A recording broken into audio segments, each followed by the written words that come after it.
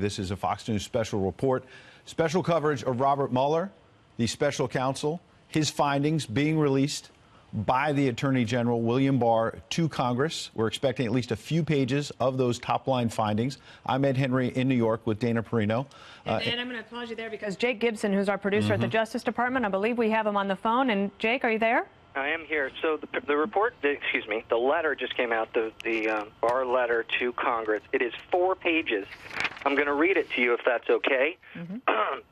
So, dear Chairman Graham, Nadler, Ranking Member Feinstein, and Ranking Member Collins, as a supplement to the notification provided on Friday, March 22nd, I am writing to you today to advise you of the principal conclusions reached by Special Counsel Robert Mueller and to inform you about the status of my initial review of the report he has prepared.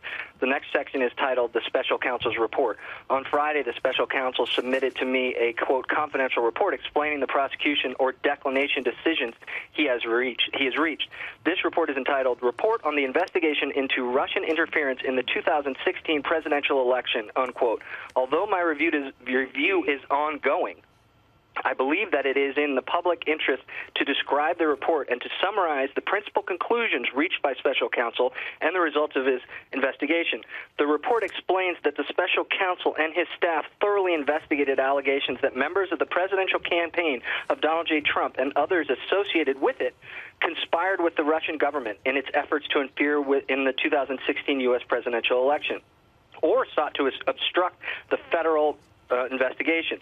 In the report, the special counsel noted that in completing his investigation, he employed 19 lawyers who were assisted by a team of approximately 40 FBI agents, intelligence analysts, forensic accountants, and other professional staff.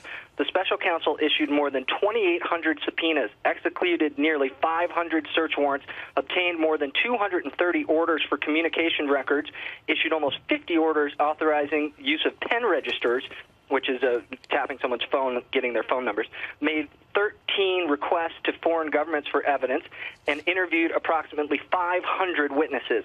The special counsels obtained a number of indictments and convictions of individuals and entities in connection with his investigation, all of which have been publicly disclosed. During the course of the investigation, special counsel also referred several matters to other offices for further action. The report does not recommend any further indictments, nor did the special counsel obtain any sealed indictments that have yet to be made public. That is key. Below, I summarize the principal conclusions set out in the special counsel's report. The next section is titled Russian Interference in the 2016 Presidential Election. The special counsel's report is divided into 2 parts. The first describes the results of the special counsel's investigation into Russia's interference in the 2016 U.S. presidential election. The report outlines the Russian effort to influence the election and documentation crimes committed by persons associated with the Russian government in connection with those efforts. The report further explains that a primary consideration for the special counsel's investigation was whether any Americans, including individuals associated with the Trump campaign, join the Russian conspiracies to influence the election, which would be a federal crime. The special counsel's investigation did not find that Trump campaign or anyone associated with it conspired or coordinated with Russia in its efforts to influence the 2016 presidential election. I'm going to read that part again. The special counsel's investigation did not find that the Trump campaign or anyone associated with it conspired or coordinated with Russia in its efforts to influence the 2016 U.S. presidential election. As the report states, the investigation did not, quote, the investigation did not establish that members of the Trump campaign conspired or coordinated with the Russian government in its election interference activities. That is a quote from the Mueller report. The investigation did not establish that members of the Trump campaign conspired or coordinated with the Russian government in its election interference activities. This goes on. The special counsel's investigation determined that there were 2 main Russian efforts to influence the 2016 election. The first involved attempts by a Russian organization, the Internet Research Agency, to conduct disinformation and social media operations in the United States to sow social discord, eventually with the aim of interfering with the election. As noted above, the special counsel did not find any U.S. person or Trump campaign official or associate conspired or knowingly coordinated with the IRA in its efforts. Although the special counsel brought criminal charges against a number of Russian nationals and entities in connection with these activities, The second element involved in the Russian government's effort to conduct computer hacking operations designed to gather and disseminate information to influence the election. The special counsel found that the Russian government actors successfully hacked into computers and obtained emails from persons affiliated with the Clinton campaign and the Democratic Party organizations, and publicly disseminated those emails through various intermediaries, including WikiLeaks. Based on these activities, the special counsel brought criminal charges against a number of Russian military officers for conspiring to hack into computers in the United States for purposes of influencing the election. But as noted above, the special counsel did not find that the Trump campaign or anyone associated with it conspired or coordinated with the Russian government in these efforts, despite multiple offers from Russian-affiliated individuals to assist the campaign. So again, saying that the campaign did not conspire with Russians. The special counsel did not find the Trump campaign or anyone associated with it conspired or coordinated with Russian government officials in these efforts, and this is key, despite multiple offers from Russian-affiliated individuals to assist the Trump campaign. Now we're going on to page 3. This is obstruction of justice. This is in the next section. The report's second part addresses a number of actions by the president, most of which have been subject of public reporting, that the special counsel investigated as potentially raising obstruction of justice concerns. After making, quote, a thorough factual investigation, unquote, into these matters, the special counsel considered whether to evaluate the conduct under department standards governing prosecution and declination decisions, but ultimately determined not to make a traditional prosecutorial judgment. The special counsel, therefore, did not draw a conclusion one way or the other as to whether the examined conduct constituted obstruction.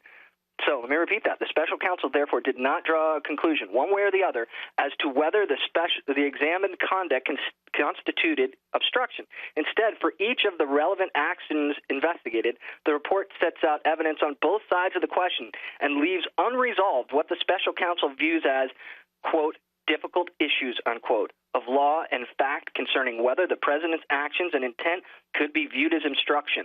The special counsel states that, quote, while this report does not conclude that the president committed a crime, comma, it also does not exonerate him, unquote. Let me repeat that.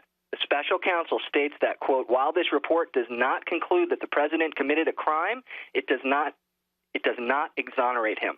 This goes on. The special counsel's decision to describe the facts of his obstruction investigation without reaching any legal conclusions leaves it to the Attorney General to determine whether the conduct described in the report constituted a crime. So on the obstruction of justice question, it is being left to the Attorney General to determine whether the conduct described in the report constitutes a crime.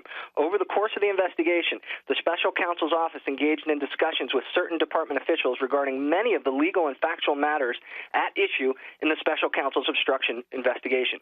After reviewing the special counsel's final report on these issues, consulting with department officials, including the Office of Legal Counsel, and applying the principles of federal prosecution that guide our charging decisions, the Deputy Attorney General, Rod Rosenstein, and I have concluded that the evidence developed during the special counsel's investigation is not sufficient to establish that the president committed an obstruction of justice offense. Our determination was made without regard to and not based on the constitutional considerations that surround the indictment and criminal prosecution of a sitting president. So the next part here seems to be that the Attorney General and the Deputy Attorney General have concluded that the evidence developed during the special counsel's investigation is not sufficient to establish that the president committed an obstruction of justice offense. Our determination was made without regard to and is not based on the constitutional considerations that surround the indictment and criminal prosecution of a sitting president. In making this determination, we noted that the special counsel recognized that, quote, the evidence does not establish that the president was involved in an underlying crime related to Russian election interference, unquote, and that, while not determinative, the absence of such evidence bears upon the president's intent with respect to obstruction. Generally speaking, to obtain and sustain an obstruction conviction, the government would need to prove beyond a reasonable doubt that a person acting with corrupt intent engaged in obstructive conduct with a sufficient nexus to a pending or contemplated proceeding. In cataloging the president's actions, many of which took place in public view, the report identifies no actions that, in our judgment, constitute obstructive conduct. Let me repeat that. In cataloging the president's actions, many of which took place in public view, the report identifies no actions, in our judgment, that constitute obstructive conduct. and had a nexus to a pending or contemplated proceeding, and were done with corrupt intent, each of which, under the Department's principles of federal prosecution, guiding charging decisions, would need to be proven beyond a reasonable doubt to establish an obstruction of justice offense. Okay, we're at the last part here, so bear with me. Status of the Department's review. In relevant regulations, the relevant regulations contemplate that the special counsel's report will be a confidential report to the Attorney General. As I've previously stated, however, I am mindful of the public's interest in this matter. For that reason, my goal and intent is to release as much of the special counsel's report as I can, consistent with applicable law, regulations, department policies. Based on my discussions with the special counsel and initial review, it is apparent that the report contains material that is or could be subject to the federal rule of criminal procedure, which imposes restrictions on the use and disclosure of information relating to matters occurring before a grand jury. Generally, that limits the disclosure of certain grand jury information in a criminal investigation and prosecution. This restriction protects the integrity of grand jury proceedings and ensures that the unique and invaluable investigative powers of a grand jury are used strictly for their intent. Given these restrictions, the schedule for processing the report depends in part on how quickly the department can identify the material that by law cannot be made public.